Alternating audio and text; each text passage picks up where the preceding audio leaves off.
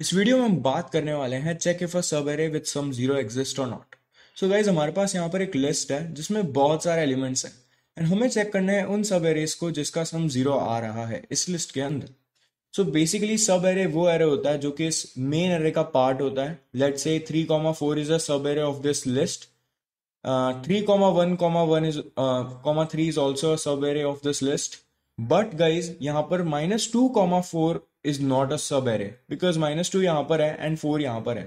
The sub array should be consecutive elements, should be made out of consecutive elements like -7, 3, 1. Okay, so we have to check such sub arrays whose sum is equals to 0 in this particular list. सो यहाँ पर इस question को solve करने के लिए मेरे पास जो सबसे पहला अप्रोच दिमाग में आता है वो यही है कि मैं यहाँ पर कंपैरिजन हो रहा है लिस्ट का एलिमेंट्स का लिस्ट के एलिमेंट्स के साथ ही, है ना। तभी हमें पता चलेगा कि सम जीरो है या नहीं है। तो इसीलिए मैं सोचता हूँ कि यहाँ पर मेरे दिमाग में जो सबसे पहला अप्रोच आता है वो यही है कि मैं दो फॉर लूप का यूज कर लूँ।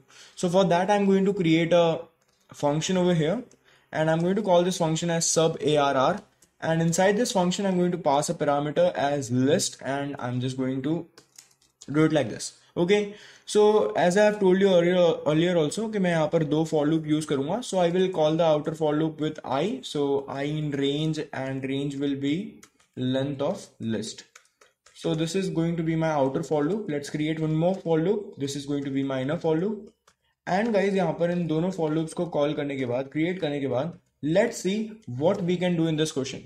वेल इस क्वेश्चन को देखते ही जो सबसे पहला अप्रोच मेरे दिमाग में आता है वो यही है कि मैं चेक करूं कि सब एरे का सम जीरो आ रहा है या नहीं आ रहा। एंड उसे चेक करने का तरीका एक बहुत ही स्टैंडर्ड तरीका है। You just have to pick this element and now you have to add this element with all other elements to check whether the sum is equals to zero और not. Initially आप 3 को add करोगे 4 के साथ and आप check करोगे क्या अब हमारा सम जीरो आ रहा है। वेल 3 + 4 हमारा 7 आएगा, इसका मतलब इसका आंसर जीरो नहीं आ रहा। Then you will add -7 to this existing sum to check कि अब हमारा सम जीरो आ रहा है या नहीं आ रहा। सो दिस टाइम 3 + 4 7 हो जाएगा एंड देन -7। तो अब जो सम आएगा गाइस वो हमारा जीरो आ जाएगा एंड हम इस चीज को प्रिंट करवा देंगे। ये एक सब एरे है जिसका सम हमारे पास जीरो आ रहा है। अगेन हम यहाँ पर क्या करेंगे, अब 3 को ऐड कर देंगे तो नया जो सम आएगा इस सब एरे का वो आ जाएगा 4। मेरा मतलब है 3। तो अब ये भी एक सब एरे नहीं है। फिर 1 ऐड करेंगे तो सम आ जाएगा 4, ये भी एक सब एरे नहीं है। फिर 3 ऐड करेंगे तो कुछ और सम आएगा और सम आएगा और सम आएगा। ऐसे करते करते हम यहां तक पहुंच जाएंगे। अगर वो सम जीरो आ रहा है तो हम इस सब एरे को प्रिंट करा देंगे, नहीं आ रहा तो हम आगे को कंटिन्यू कर देंगे। ठीक है, तो फॉर दिस सिंगल वैल्यू यहां पर मैं पूरे एरे से इटरेट कर रहा हूं। बट जैसे ही मैं 4 पर आ जाता हूं इस बार मैं सारे एलिमेंट से इटरेट नहीं करूंगा, मैं 4 के आगे वाले एलिमेंट्स के थ्रू ही इटरेट करूंगा। इसका मतलब यहां पर जैसे मैं आई की वैल्यू मेरी 1 आ गई है तो मैं 1 अगर मेरी आई की वैल्यू है तो मैं जे को 1 से स्टार्ट नहीं करूंगा, मैं जे को 2 से ही स्टार्ट करूंगा। ठीक है, तो मैं जे को 1 से फिर से स्टार्ट नहीं करने वाला हूं। मैं जे को कहां से स्टार्ट करूंगा, आई के आगे वाली वैल्यू से ही, यानी कि 7 -7 से। ठीक है, तो इस चीज को थोड़ा बहुत समझ अगर आप पा रहे हो तो यहां पर मैं सबसे पहली चीज लिखता हूं sum is equals to list of i. अब ऐसा मैंने यहाँ इसलिए लिखा है क्योंकि इनिशियली आपके पास जो सम की वैल्यू होगी वो कुछ तो होगी, आप इसे सिंपली जीरो नहीं रख सकते। इसके पीछे का रीजन बहुत सिंपल है। मैं जब यहाँ पे एक स्टेटमेंट लिखता हूँ sum is equals to sum plus list of j. अब ऐसा मैंने इसलिए किया है क्योंकि इनिशियली अगर मेरा सम कुछ आई होगा, यानी कि मेरा सम अगर 3 होगा तो जे की वैल्यू क्या होगी, जे की वैल्यू यहाँ पर लेंथ, इस इक्वेशन के हिसाब से अभी तक यहाँ पर लेंथ मेरी रहेगी लेंथ ऑफ लिस्ट के हिसाब से 0 से स्टार्ट करेगा, इसीलिए इसका इटरेशन मैं आई से दे देता हूँ। अब क्या होगा गाइस, जैसे यहाँ पर आई मेरा इनिशियली 0 रहेगा तो ये जे को भी 0 से ही स्टार्ट करेगा। ठीक है, तो यहाँ पर मैं i+1 लिख देता हूँ instead of I, so that यहाँ पर मुझे 4 मिले नेक्स्ट एलिमेंट के तौर पर। तो यहाँ पे ये sum equals to sum plus list of j करेगा जिसका आंसर हमारे पास 4 आ जाएगा। ठीक है, तो यहाँ पर ये इस चीज को चेक करेगा whether this is equals to 0 और नॉट, एंड इफ नॉट तो यहाँ पर ये क्या करेगा, फिर से इस चीज को एग्जीक्यूट करेगा। बट गाइज अगर यहाँ पर मैं एक और स्टेटमेंट यहाँ पर लिख सकता हूँ, if j is equals to i, तो उस केस में क्या होगा, हम कंटिन्यू कर देंगे। बट यहाँ पर मैंने यहाँ पर सिंपली i+1 लिखा है तो कभी जे इज इक्वल्स टू आई हो ही नहीं पाएगा। वेल अगेन मैं यहाँ पे इस चीज को समझाता हूँ गाइज। अगर यहाँ पर ऐसा एक कंडीशन आ जाए जहां जे इज इक्वल्स टू आई हो जाए, बट ऐसा कभी हो ही नहीं सकता क्योंकि आई जो है वो जहां से शुरू होगा जे उसके जस्ट बाद के एलिमेंट से शुरू होगा। मतलब अगर आई मेरा -7 है तो जे कभी मेरा 4 हो ही नहीं सकता, जे हमेशा 3 होगा, 1 होगा, 3 होगा, 1 होगा। मतलब लिस्ट ऑफ जे मेरा 3 1 3 1 -4 -2 -2 रहेगा। अगर मेरा जे -2 है ये वाला तो लिस्ट ऑफ जे मेरा ये है -2, तो उसके बाद का जो एलिमेंट रहेगा, मतलब लिस्ट ऑफ आई मेरा अगर ये है -2, तो जे की वैल्यू हमेशा यही रहेगी, जे कोई और वैल्यू को एग्जीक्यूट नहीं कर पाएगा, क्योंकि यहाँ पे लिस्ट प्लस i+1 कर दिया हमने रेंज को, ठीक है। तो यहाँ पर मैंने सिंपली ये स्टेटमेंट लिखा है, sum is equals to sum plus list of j. इसके बाद यहाँ पर मुझे चेक करना है if sum is equals to 0 0, तो यहाँ पर sum is equals to 0, this is how you check for the condition. So यहाँ पर अगर ये चीज ट्रू है तो मुझे सिंपली यहाँ पर क्या करना है गाइस, इस पूरी लिस्ट को प्रिंट करवा देना है, बट यहाँ पर प्रिंट हमें आई से लेकर j+1 तक ही करवाना है। वेल j+1 मैंने इसलिए लिखा है क्योंकि ये j तक ही एग्जीक्यूट होता है, ये लास्ट वाली जो चीज है वो j-1 तक चलेगी अगर मैं यहाँ पे j लिखूंगा, बट अगर मैंने j+1 लिखा है तो ये j तक चलेगी, ठीक है। तो -1 टाइम्स चलती है जो हम लास्ट में लिखते हैं वो, तो इसलिए मैंने यहाँ पे इसे i से लेके j तक लिखा है। तो ये जितने भी एलिमेंट्स i से लेके j तक आएंगे उन सबको रिप्रेजेंट कर देगा, ठीक है। तो ये वो उस सारे एलिमेंट्स को लिस्ट के फॉर्मेट में शो कर देगा। अब मैं इस चीज को रन करता हूँ, बट बिफोर दैट मैं यहाँ पर इसे ड्राइवर कोड में कॉल करता हूँ हमारे फंक्शन को, एंड मैं लिस्ट इसके अंदर पास कर देता हूँ। So you can see over here, यहाँ पर मैंने 2 फॉर लूप का यूज किया है, तो टाइम कॉम्प्लेक्सिटी भी यहाँ पर n² आनी चाहिए, है ना, जो कि समझ भी आ रही है, 2 फॉर लूप यूज किए तो n² ही आएगी। अब मैं इसे रन करता हूँ and you can see over here मेरे पास यहाँ पर बहुत सारे सब एरेज आ रहे हैं जिनका जो सम है वो 0 आ रहा है। So let's check 3, 1, -4 sum is equals to 0, -7, 3, 3, 3, 3, 1, 3 इसका भी आंसर 0 आ रहा है, समझ आ रही है। एंड 4, -7, 3 इसका भी आंसर 0 आ रहा है। एंड हमारे पास एक्चुअली एक बहुत बड़ी एरे है जो कि हमारी लिस्ट ही है, एंड हम जब चेक करते हैं हमारी लिस्ट का सम जो है वो भी एक्चुअली 0 ही आ रहा है, इसलिए ये लिस्ट भी एक सब एरे है जिसका सम 0 आ रहा है, ठीक है। तो एरे इज अ सब एरे ऑफ इटसेल्फ, ठीक है, हर एरे खुद का ही एक सब एरे होता है, ठीक है। तो ये लिस्ट भी एक्चुअली एरे ही होता है, तो ये पूरी एरे हमारी हमारी सब एरे बन जाएगी जिसका सम हमारा आंसर जो होगा वो 0 आएगा। एंड ये लिस्ट हमें कब मिलेगी, पहले हमारा 3 का होगा, 4 के साथ, फिर होगा -7 के साथ, तो हमको ये वाली एरे मिल रही है। देन यहाँ पर हम 3 के साथ चेक करेंगे, फिर 1 के साथ, फिर हम सारे एलिमेंट्स के साथ चेक करेंगे, लास्ट तक हम आएंगे तो हमको सम 0 मिल जाएगा। इसीलिए यहाँ पर आप देख पा रहे हो ये पूरी की पूरी एरे यहाँ पर प्रिंट हो रही है, ठीक है। तो ये तो था बेसिक अप्रोच। अब हम बात करते हैं चेक के बारे में, क्योंकि अभी तक हमने जो किया वो सारा था प्रिंट करवाना, बट गाइज इस क्वेश्चन के अंदर हमको चेक करना है कि क्या एक सब एरे विद 0 सम एग्जिस्ट करती है या नहीं करती, सिंपल इज दैट। वेल इस क्वेश्चन को समझने के लिए हम ऐसा भी कह सकते हैं कि अगर आप एक हेड ऑफ डिपार्टमेंट हो तो आपका मेन काम यही जानना रहेगा कि क्या उस टीचर का पढ़ाया हुआ क्लास में बच्चों को समझ आ रहा है या नहीं आ रहा। So you don't have to worry about कि किस बच्चे को समझ आ रहा है या कितने बच्चों को समझ आ रहा है, और वो कौन कौन से बच्चे जिनको समझ नहीं आ रहा है, या वो कौन कौन से बच्चे जिनको समझ आ रहा है। All you worry about is क्या सबको समझ आ रहा है या नहीं आ रहा। अगर नहीं आ रहा तो what you will do is you will change the professor, अगर आ रहा है then you will increase the salary of the professor. So over here we can clearly say that we have to check. So there will be a condition in computer science also where you have to check for certain things. You don't have to actually find as we do in our previous question जहां पर हमने चीजों को find किया था, ठीक है। तो अब हम चेक करेंगे एक अच्छे मेथड से जिसमें हमारी टाइम कॉम्प्लेक्सिटी लीनियर आए, यानी कि ऑर्डर ऑफ n आए। क्या चेक करेंगे कि हमारा जो सब एरे आ रहा है इसके अंदर उसका सम इक्वल्स टू 0 आता है या नहीं आता। That's it. Okay, so let's see how you can check that thing now.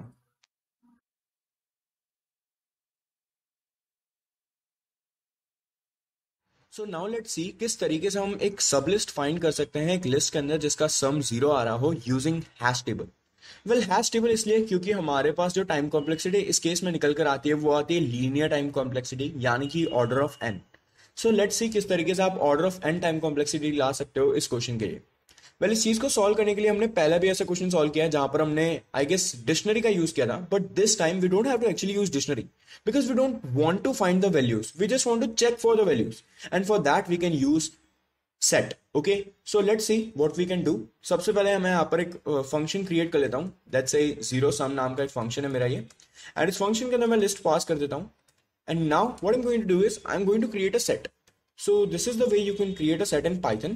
Well, set is basically the set that you study in maths, same as that, जहाँ पर आपके पास कुछ न्यूमेरिक या कोई और टाइप की वैल्यूज रहेगी, बट वो सारी वैल्यूज सेम टाइप की होगी, ठीक है। जैसे यहाँ पर मेरे पास सारी वैल्यूज न्यूमेरिक टाइप की है, तो मैं यहाँ पर इस तरीके से कुछ नहीं लिख सकता, ठीक है। मैं यहाँ पर अल्फा न्यूमेरिक वैल्यूज को नहीं ऐड कर सकता, मैं न्यूमेरिक ही रखूंगा उन सबको, ठीक है। तो यहाँ पर मेरे पास एक सेट है, I have just created a set and this is how you assign the values for the set, but for now I am just going to create a set and यहाँ पर आप एक फंक्शन यूज करोगे add का, जिससे आप set के अंदर वैल्यूज को ऐड कर सकते हो।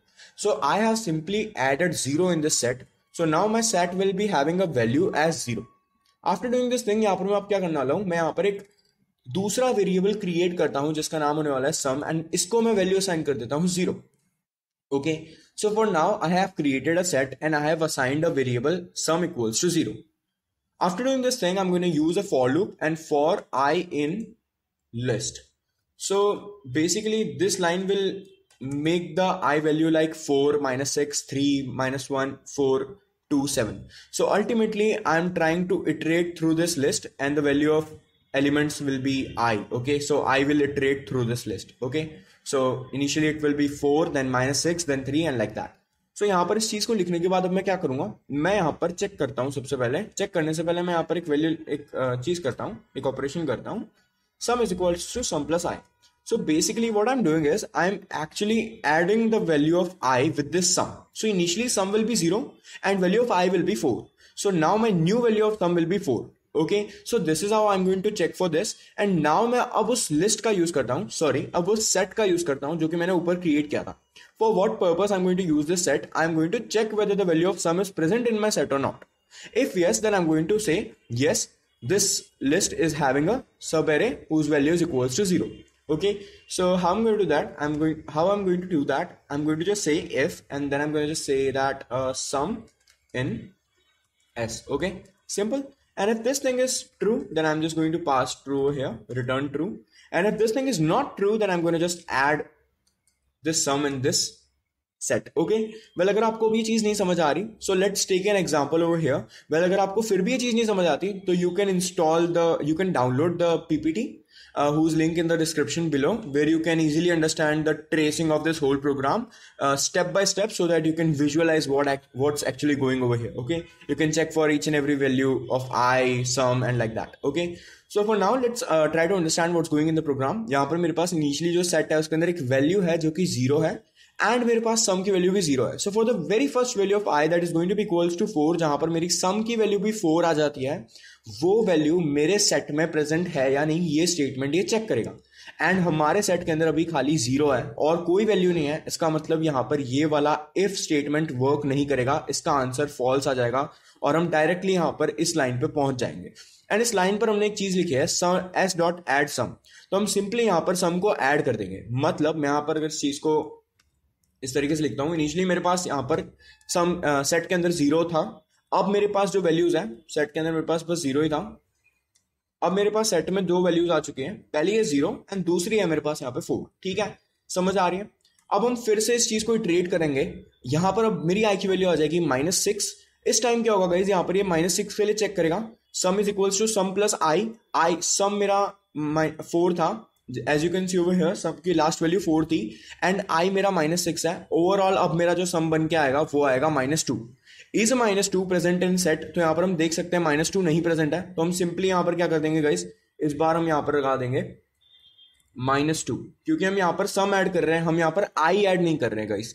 Keep this thing in mind, हम यहाँ पे सम ऐड कर रहे हैं. तो यहाँ पर मैं 4 लिखने के बाद यहाँ पे -2 भी लिख दूंगा. ठीक है, ये मेरा था सेकंड इटरेशन. अब मैं देखता हूँ थर्ड इटरेशन में क्या होता है. थर्ड इटरेशन में यहाँ पे आई की वैल्यू हो जाएगी 3. हम फिर से यहाँ पे sum equal to sum plus i करेंगे. इस बार जो मेरी सम की वैल्यू आएगी वो आएगी 1. ठीक है, क्योंकि लास्ट वैल्यू थी -2, sorry for this, last value थी -2 एंड -2 प्लस 3 मेरा निकल कर आता है 1. क्या मेरा 1 एस के अंदर प्रेजेंट है? तो 1 भी नहीं है, इसलिए हम फिर से क्या करेंगे, यहाँ पे 1 को ऐड कर देंगे. तो मैं इस बार फिर से ये चीज लिखूंगा 4, -2, 1. ठीक है, तो ये चीज लिखने के बाद अब क्या करेंगे, हम यहाँ पे फिर से चेक करेंगे फॉर द नेक्स्ट इटरेशन. पहले मैंने सम को ऐड कर दिया, ओके कर दिया, ठीक है. अब हम फिर से चेक करेंगे, बट इस बार मेरी सम की वैल्यू हो जाएगी, आई की वैल्यू हो जाएगी -1.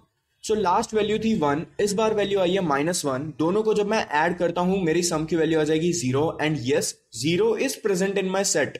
ओके, तो इसीलिए यहां पर मैं फिर ये वाली चीज रिटर्न ट्रू कर दूंगा एंड ये प्रोग्राम या ये फंक्शन कह सकते हैं यहां पर टर्मिनेट हो जाएगा. ठीक है, तो मेरे पास जो लास्ट वैल्यू निकल कर आती है वो यही रहेगी, 0, 4, -2 एंड 1, बिकॉज यहाँ पर ये चीज जैसे ही रिटर्न ट्रू हो जाती है तो फिर से मैं यहाँ पर 1 को ऐड नहीं करूंगा, मैं सिंपली इस फंक्शन के बाहर आ जाऊंगा एंड मैं ट्रू रिटर्न कर दूंगा, ठीक है। पर अगर ऐसा नहीं होता, अगर ये पूरे लिस्ट को हम इटरेट कर लेते हैं एंड ऐसी कोई भी वैल्यू नहीं मिलती जहां पर हमारे पास जो है वो जो सेट के अंदर प्रेजेंट हो रहा है सम, तो उस केस में हम यहाँ पे सिंपली रिटर्न कर देंगे फॉल्स को, ठीक है। तो इजीली आपको ये चीज समझ आ रही होगी यहाँ पर हमने क्या किया है। ये सब करने के बाद हम हमारे ड्राइवर कोड के अंदर जाते हैं। Driver code is basically the code that is going to be executed. So इस कोड के अंदर सबसे पहली जो चीज है वो है लिस्ट इक्वल्स टू लिस्ट दे रखी है। उसके बाद यहाँ पर मैं काम करता हूँ, मैं चेक करता हूँ इफ 0 सम एंड मैं इसमें लिस्ट पास कर देता हूँ। एंड अगर ये चीज ट्रू होती है, यानी कि यहाँ पर अगर मुझे ट्रू मिलता है, तो मैं यहाँ पे प्रिंट करवा देता हूँ दैट सब एरे एग्जिस्ट, ठीक है। तो सब लिस्ट एग्जिस्ट, ठीक है।